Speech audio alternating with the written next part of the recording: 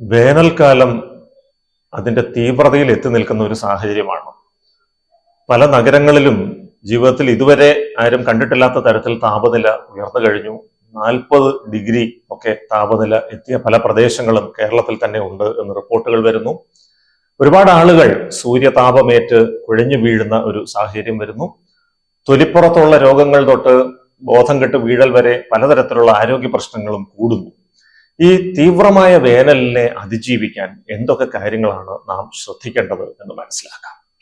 ഈ വേനൽക്കാലത്തെ ഏറ്റവും പ്രധാനപ്പെട്ട പ്രശ്നം സൂര്യാഘാതം അല്ലെങ്കിൽ ഹീറ്റ് സ്ട്രോക്ക് എന്ന് പറഞ്ഞ ഒരു പ്രതിഭാസമാണ്.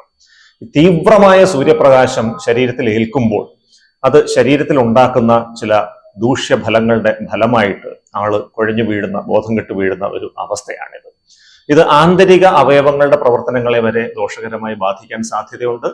ദീർഘനേരം ഈ ഒരു അവസ്ഥ തുടർന്ന് പോയി കഴിഞ്ഞാൽ അത് ആരോഗ്യത്തിനും ജീവനും പോലും അപകടം സൃഷ്ടിക്കാനുള്ള സാധ്യതയുമുണ്ട്.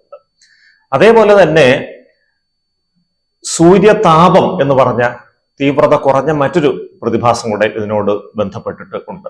ഈ ചൂട് ഉണ്ടാകുന്നത് മൂലം തൊലിപ്പുറത്ത് കുരുക്കൾ ഉണ്ടാക്കുക, ചൊറിച്ചിൽ അനുഭവപ്പെടുക, ചുമന്ന് തടിക്കുന്ന അവസ്ഥ വരിക, ഇത്തരത്തിലുള്ള ലക്ഷണങ്ങളും ശാരീരികമായി വല്ലാത്തൊരു ക്ഷീണവും അസ്വസ്ഥതയും അമിതമായി വിയർത്തൊലിക്കുന്ന ഒരു അവസ്ഥയും ഒക്കെ ഇതിന്റെ ഭാഗമായിട്ട് വരാം.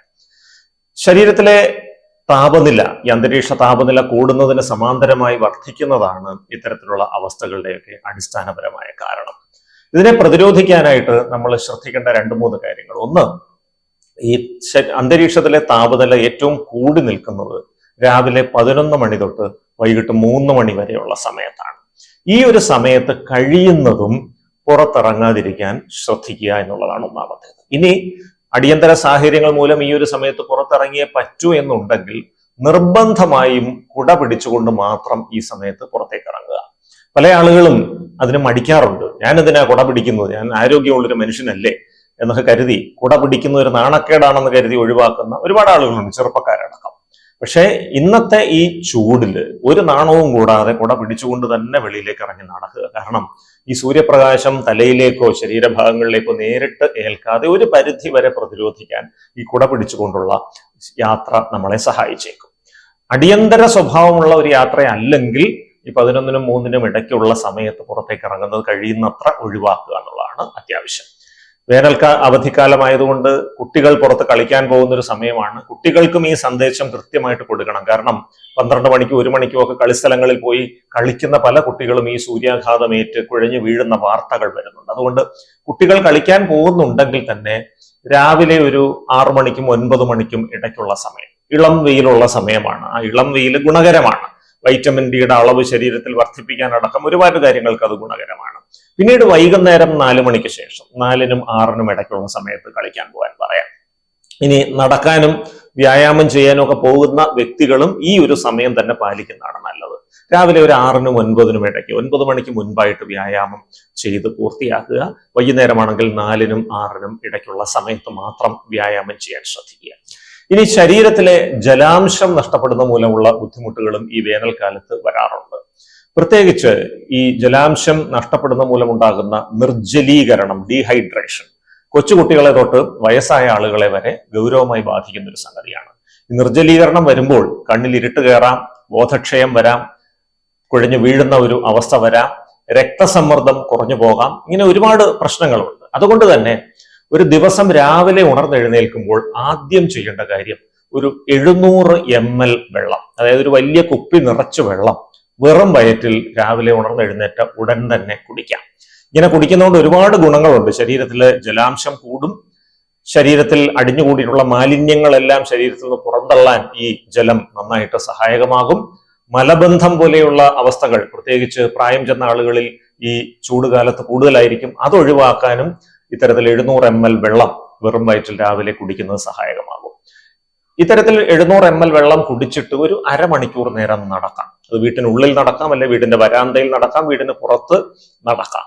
അങ്ങനെ നടന്നു കഴിഞ്ഞാൽ തീർച്ചയായിട്ടും ഈ ജലത്തിന്റെ പ്രവാഹം ശരീരത്തിന്റെ എല്ലാ ഭാഗങ്ങളിലേക്കും എത്താൻ അത് സഹായകമാകും. ഇനി അങ്ങോട്ട് ഒരു ദിവസം ഒരു 10 മുതൽ 15 ഗ്ലാസ് വരെ വെള്ളം നിർബന്ധമായിട്ടും കുടിച്ചിരിക്കണം. ഇതിലൊരു 5 ഗ്ലാസ് വെള്ളമെങ്കിലും ലവണങ്ങളാൽ സമ്പുഷ്ടമായ വെള്ളമായിരിക്കണം. ലവണങ്ങളാൽ സമ്പുഷ്ടമായ വെള്ളം എന്ന് പറയുമ്പോൾ ഉപ്പിട്ട നാരങ്ങ വെള്ളം, ഉപ്പിട്ട മോരും വെള്ളം, ഉപ്പിട്ട കഞ്ഞിവെള്ളം, ഇത്തരത്തിലുള്ള സംഗതികൾ കുടിക്കാവുന്നതാണ്. കാരണം ഈ ചൂട് മൂലം ജലാംശം നഷ്ടപ്പെടുന്നതിനോടൊപ്പം ശരീരത്തിൽ നിന്ന് സോഡിയം എന്ന ലവണവും നഷ്ടപ്പെടാൻ സാധ്യതയുണ്ട്. ഈ സോഡിയത്തിന്റെ അളവ് ശരീരത്തിൽ കുറയുമ്പോൾ പെട്ടെന്ന് പെരുമാറ്റത്തിൽ വ്യത്യാസവും സ്ഥലകാല ബോധമില്ലായ്മയും ഒക്കെ വരാം. ഹൈപ്പോനെട്രീമിയ എന്ന് ആ അവസ്ഥയ്ക്ക് പറയാറുണ്ട്. ഇത് കൂടുതലായിട്ടും കാണുന്ന പ്രായം ചെന്ന ആളുകളിലാണ്. 60 വയസ്സിന് മുകളിലൊക്കെയുള്ള ആളുകൾ, പ്രത്യേകിച്ച് ഉച്ച തിരിഞ്ഞ സമയത്ത്, ഈ കൊടും ചൂട് അതിന്റെ പാരമ്യത്തിൽ എത്തുന്ന സമയത്ത് വിയർത്തൊലിച്ച് ചുറ്റും നടക്കുന്ന യാതൊരു കാര്യങ്ങളും ഓർമ്മയില്ലാതെ ഇങ്ങനെ നിൽക്കുന്നതായിട്ട് കാണാം. സ്വന്തം പേര് പോലും പറയാൻ കഴിയുന്നില്ല, സ്വന്തം ആവശ്യം എന്താണെന്ന് പറയാൻ കഴിയുന്നില്ല, ആരെങ്കിലും ഒരു ചോദ്യം ചോദിച്ചാൽ മറുപടി പറയാൻ കഴിയുന്നില്ല, വസ്ത്രം ധരിക്കാൻ കഴിയുന്നില്ല. ഇങ്ങനെ ഒരു സ്ഥലകാല ബോധവും ഇല്ലാതെ കുറച്ചു നേരം സ്റ്റക്കായിട്ട് ഇങ്ങനെ നിൽക്കുമ്പോൾ കാണാം. ഒരുപക്ഷെ പൊടുന്നനെ സോഡിയം രക്തത്തിൽ കുറയുന്നത് മൂലം തലച്ചോറിനെ അത് ബാധിച്ച് ഉണ്ടായിട്ടുള്ള ഒരു ഡെലീരിയം അല്ലെങ്കിൽ സ്ഥലകാല ബോധമില്ലായ്മയാകാം അത്. മിക്കവാറും ഇത്തരം സന്ദർഭങ്ങളിൽ ഒരു വലിയ ഗ്ലാസ് നിറച്ച് നാരങ്ങ വെള്ളവും മറ്റും എടുത്ത് നന്നായിട്ട് ഉപ്പിട്ടിട്ട് കുടിക്കാൻ കൊടുത്തു കഴിഞ്ഞാൽ ആ ഉപ്പിലുള്ള സോഡിയം ശരീരത്തിലേക്ക് എത്തുന്ന മുറയ്ക്ക് പതിയെ ഈ ഡെലീരിയം മാറി, സ്ഥലകാല ബോധമില്ലായ്മയൊക്കെ മാറി ആള് പൂർണ്ണമായ ബോധത്തിലേക്ക് മടങ്ങിയെത്തുന്നതായിട്ട് കണ്ടുവരുന്നുണ്ട്.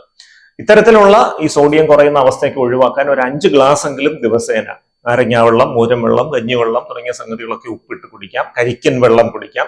ഉപ്പും പഞ്ചസാരയും ഇട്ട നാരങ്ങാവെള്ളം കുടിക്കാം. അപ്പോൾ ഇത്തരം സംഗതികളൊക്കെ ഉപയോഗിക്കുമ്പോൾ മറ്റ് രോഗങ്ങൾ എന്തെങ്കിലും ഉണ്ടോ എന്നൂടെ ഗൗരവമായിട്ട് ആലോചിക്കണം. പ്രഷറിന്റെ അസുഖമുള്ള ആളാണെങ്കിൽ ഡോക്ടറുടെ നിർദ്ദേശപ്രകാരം മാത്രമേ ഉപ്പിട്ട പാനീയങ്ങൾ ഉപയോഗിക്കാവൂ.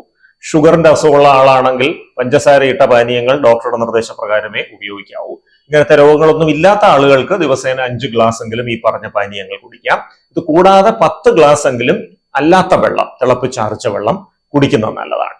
ഇപ്പൊ രാവിലെ ഉണർന്നെഴുന്നേൽക്കുന്ന ഉടനെ ഒരു 700 ml വെള്ളം, പിന്നീട് ഒരു 10 മുതൽ 15 ഗ്ലാസ് വരെ ഇത്തരത്തിലുള്ള വെള്ളം, ഓരോ മണിക്കൂർ ഇടവിട്ട് ഓരോ ഗ്ലാസ് വെള്ളം കുടിക്കാനായിട്ട് ശ്രദ്ധിക്കുക.